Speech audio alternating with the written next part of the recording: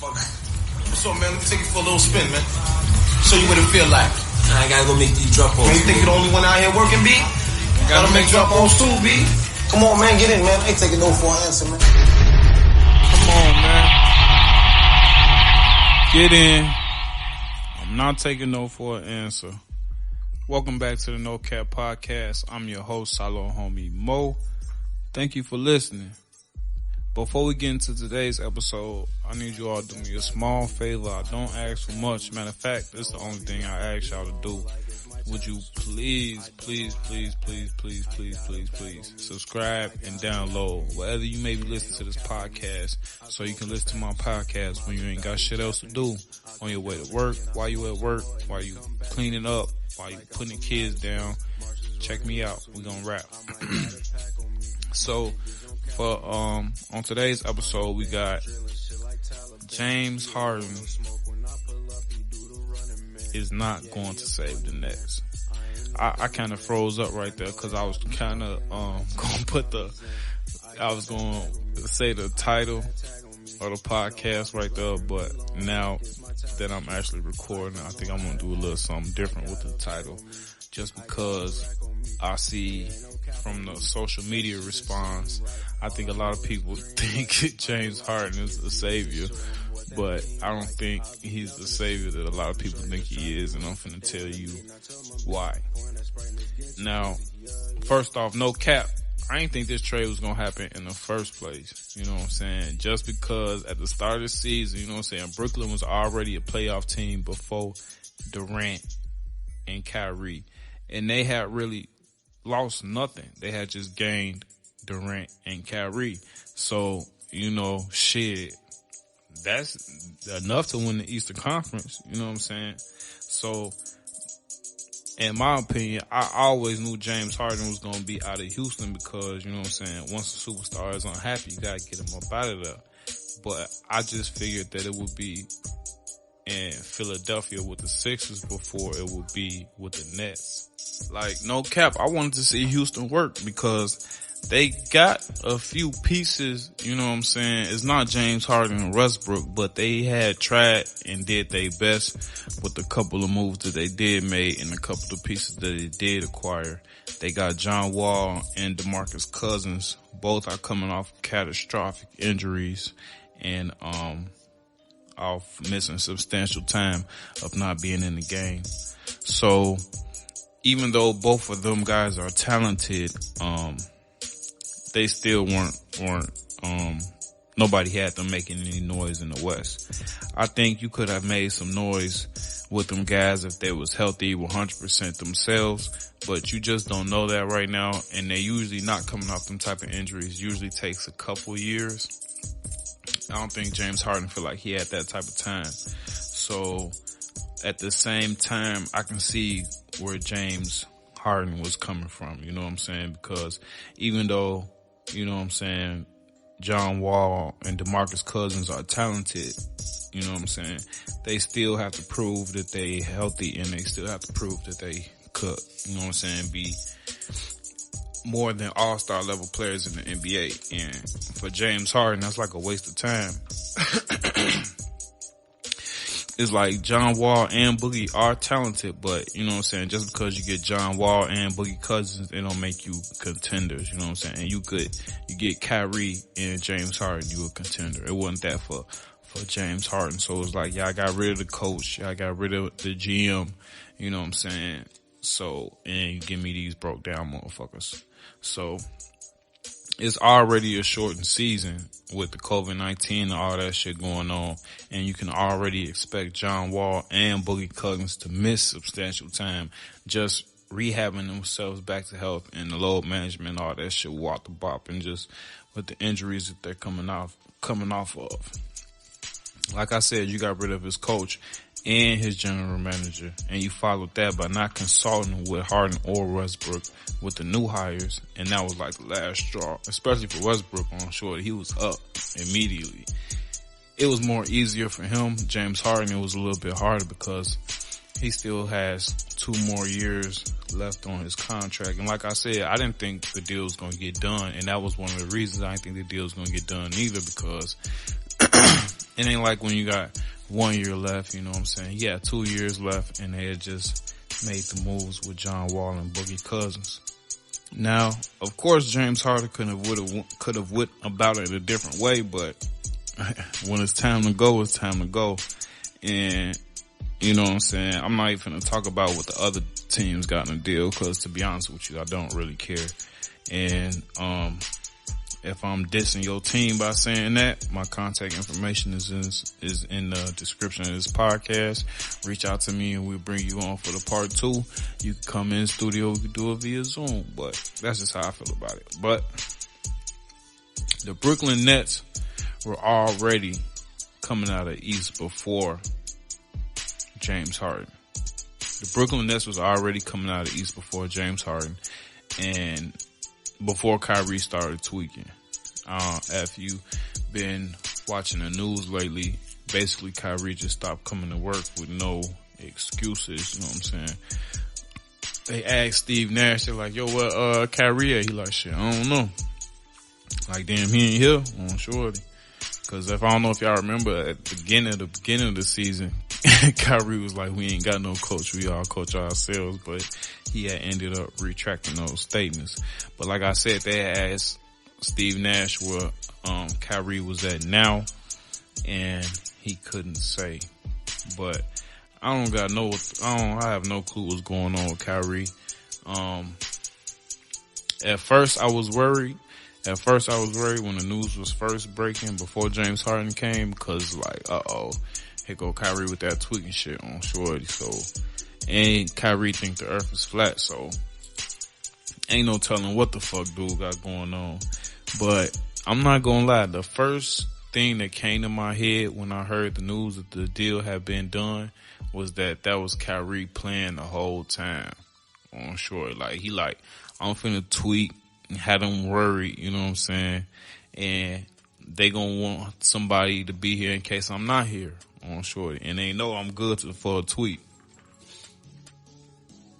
So with that being said, I'm like, damn, maybe this was in the plans the whole time. Kyrie like, Durant like, hey, Kyrie, I need you to do that tweaking thing you do on Shorty. And then it's not like, I don't think it was nothing serious why Kyrie was away from the team, like family issues and shit like that, because he was spotted at his sister's birthday party, and without wearing a mask. So it's like, even when he come back to the team, it's not up to him and the team on when he plays. It's up to the NBA because he has to go through COVID-19 protocol. So as long as the Nets had Kyrie and KD, they was winning the East. You know what I'm saying?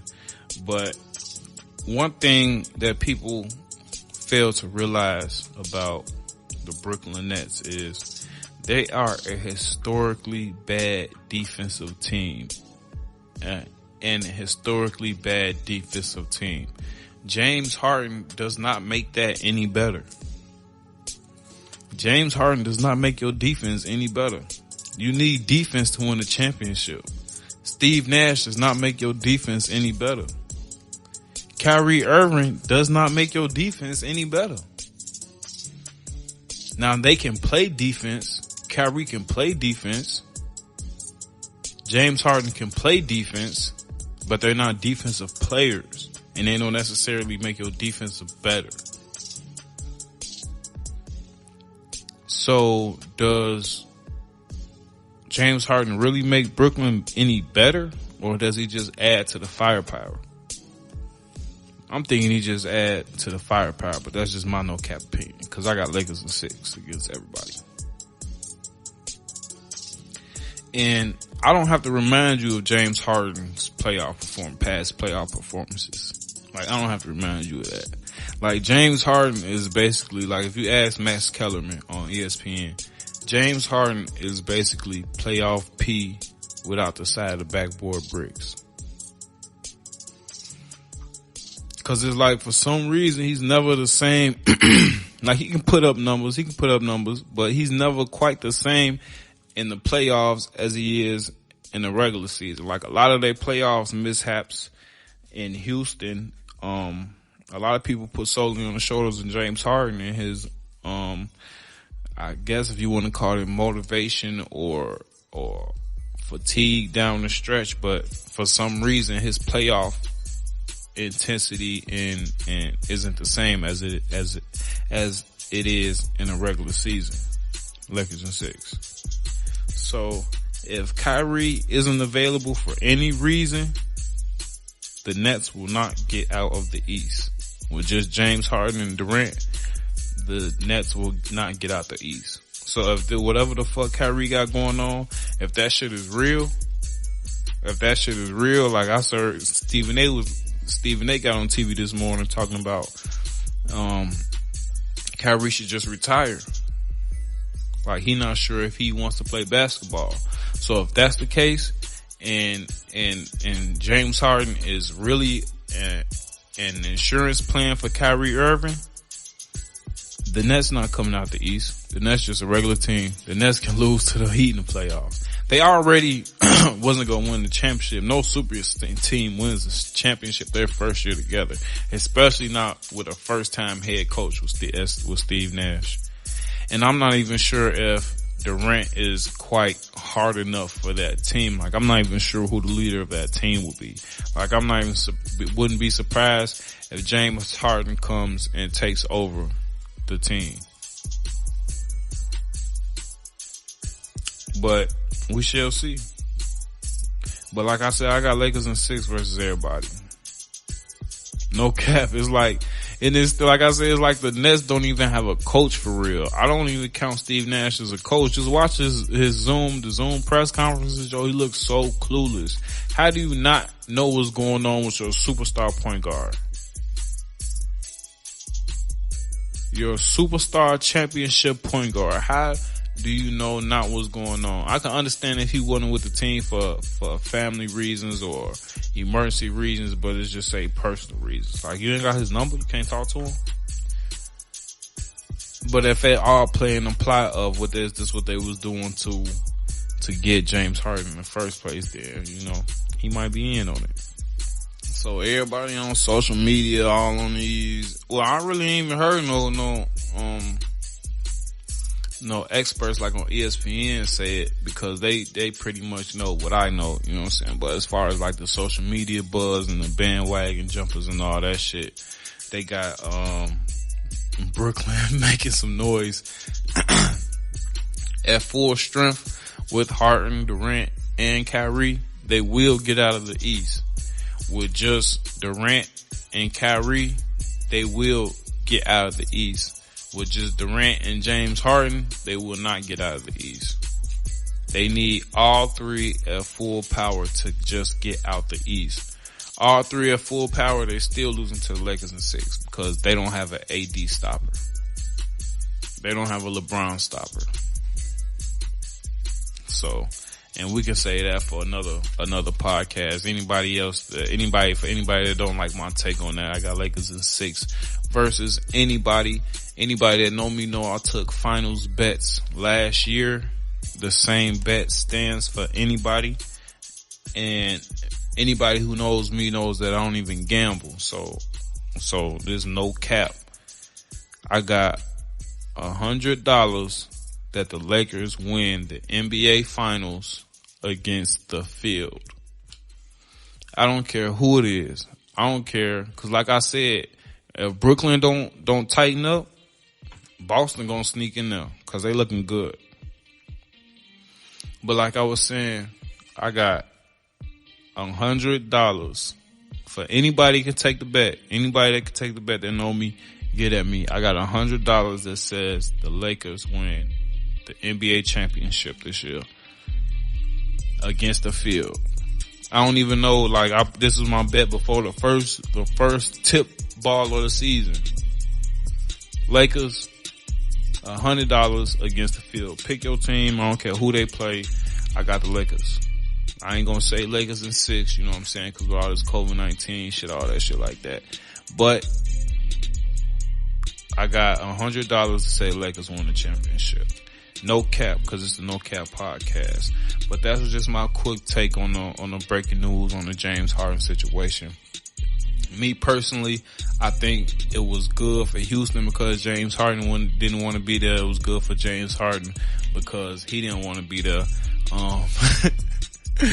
It was funny watching the John Wall and the DeMarcus Cousins press conferences, man, because they was pretty butthurt about the whole situation on Shorty, because they like, damn, I feel them, but you know what I'm saying, they gotta look at it too, like, man, y'all ain't did shit in a long time, and dude trying to do something for us over with on Shorty, and then this organization just basically, you know what I'm saying, did him any old type of way, so it ain't really personal, you know what I'm saying, but I'm quite sure they took it personal just by the type of personality them guys have. But hopefully with James Harden being gone, you know what I'm saying, they could do whatever the fuck it is they're gonna do, and James Harden and Brooklyn gonna do whatever the fuck they gonna do. But it's not gonna matter because of LeBron James and Anthony Davis. That's what I'm trying to tell you folks, man. Everybody, I need to take them, I need them bets back. Isaiah, Yaradon, who else? Freddie Fobbs. It's a lot of y'all, man. A lot of y'all. I got damn near my whole paycheck back from last year finals, you know, and I didn't even make that many bets. I'm sure. I'm sure I didn't even make 10 bets. I'm sure, and I made it all back, man. It was nice, and I'm expecting the same haul this year. I'm expecting more this year because I know a lot of people gonna have faith in Brooklyn, and that's gonna be easy money. I'm gonna need that. Oh, sure. I'm trying to build. I need a new microphone. I think that's what my next big investment is, man. But this has been another installment of the No Cap Podcast. If you would like to be on part 2 of what I was just discussing, hit me up. All my information is in the description of this podcast, wherever you may be listening, or if you're on YouTube, everything you need is in the description.